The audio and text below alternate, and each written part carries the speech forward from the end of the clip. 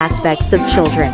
It helps us better understand how children feel, how they respond to information and motivations, and how they form relationships with others. This branch of psychology helps us gain a better understanding of the needs, challenges, and developmental changes that children experience throughout their growth.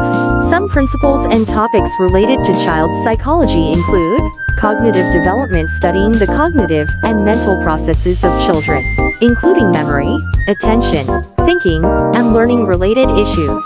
Social and emotional development, studying the growth of social relationships and cooperation with others, communicative abilities, as well as emotions and affective behaviors of children. Cognitive and emotional behaviors, studying children's behaviors and their relation to cognition and emotions, including self-control abilities and problematic behaviors. Educational psychology, studying the educational and nurturing methods that influence children's psychology and behavior, and the role of parents and the family environment in child development.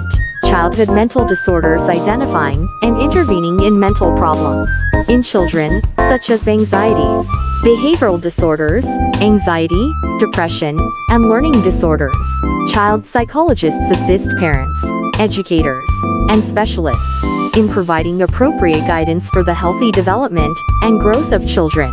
They gather necessary data using observation methods, interviews, and suitable measurement tools to gain a better understanding of children's psychology. This information helps in designing educational and psychological programs for children and, if necessary, providing psychological counseling and therapy for children and their families. It is important to note that each child is unique and influenced by various factors, such as age, gender, experiences, and family circumstances. Therefore, it is always necessary to approach children's psychological issues, considering their specific conditions, and provide appropriate solutions for them. Ultimately, child psychology is a dynamic and research-oriented field that continues to grow and evolve. Further research and studies in this area will play a crucial role in improving children's cognition, behavior, and promoting their psychological well-being.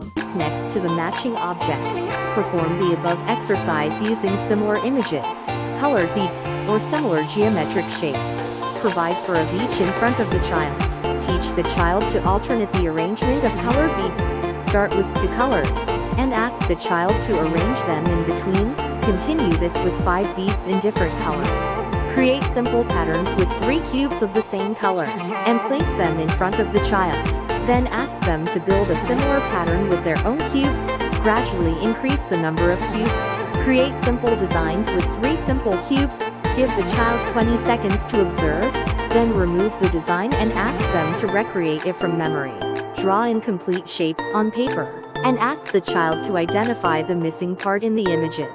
For example, an image of a person without eyes, or a picture of a mouse without a tail. Draw 4 pictures on paper, making 2 of them identical, and ask the child to find and show you the 2 matching pictures out of the 4. Draw 4 pictures on paper, making 1 picture different. Ask the child to find the dissimilar picture and show it to you.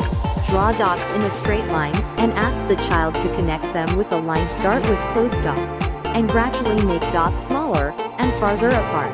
Draw 2 parallel lines with a gap between them, and ask the child to draw a line between them. Without touching the side lines, gradually decrease the distance between the side lines. Draw different geometric shapes in average sizes, and ask the child to color them based on the shape's outline. Practice cutting along drawn shapes on paper. Start with straight lines, then curved lines, and various shapes. B. Developing auditory perception and memory. Make a sound, such as a whistle, and ask the child to raise their hand whenever they hear the sound close the child's eyes during the exercise. Make a sound, such as a whistle, and ask the child to point in the direction of the sound with their hand close the child's eyes during the exercise. Engage the child in an activity and instruct them to stop as soon as they hear a whistle sound. For example, have the child walk in a room with their back to you, and whenever they hear the whistle, they should stop and resume moving upon your command. Prepare several sound-making objects such as a whistle, rattle, harmonica, envelop pairs two of each. Give these objects to the child to play with, and become familiar with the sounds. Then, place one sample of each object in front of the child. Stand behind them, and produce the sound of the other pair of objects. Ask the child to indicate the corresponding object after hearing the sound. Show the child images of various animals, and ask them to point to the corresponding image after hearing the sound of each animal played from a recording or spoken by you.